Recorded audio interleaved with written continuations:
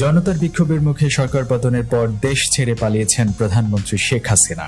এরপরই পালাতে দেখা গেছে সাধারণ সম্পাদক ওবায়দুল কাদেরকেও। ইতিমধ্যে নেতাদের পালানোর একটি ভিডিও সামাজিক যোগাযোগ মাধ্যমে ভাইরাল হচ্ছে।